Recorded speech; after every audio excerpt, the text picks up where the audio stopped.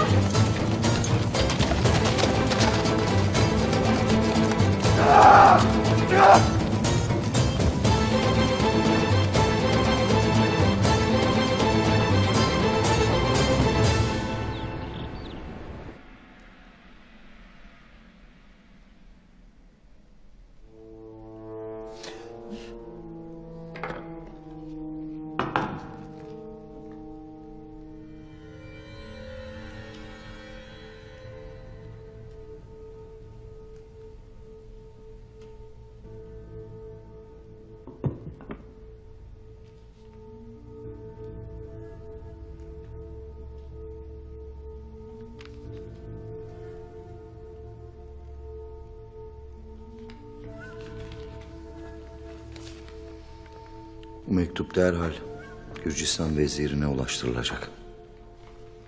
Emredersiniz Emir Hazretleri. Korkut Bey Allah'ın rahmetine kavuştu ve yeni bey oğlu Tuğtekin oldu demek.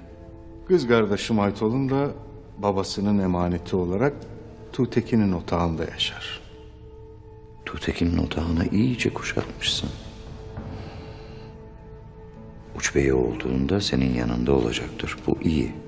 Sözlerime de itimat edecektir. Ya o da babası gibi uç beyliği sevdasına kapılırsa? Sana baş kaldırırsa? O vakit babası gibi onun kafasını koparmak da bana düşer Emir Saadettin. Gündoğdu? Gündoğdu kızımla evlenecek. Onu da avuçlarımın arasına aldım Emir Saadettin. Sözümden çıkmayacaktır. Aferin Gümüştekin. Bana verdiğin sözleri bir bir yerine getiriyorsun. Sarayda siyasetin nasıl yapılacağını sizden öğrendim Emir Saadettin. O vakit gece beylerle istişare edecek bir şey kalmamış demektir. Vakit kaybetmeden seni uç beyi olarak görmek istediğimi beylere bildireceğim. Bir beis yoktur herhalde. Yoktur Emir Saadettin. Şimdi git istirahat et. Bu gece senin bayramındır.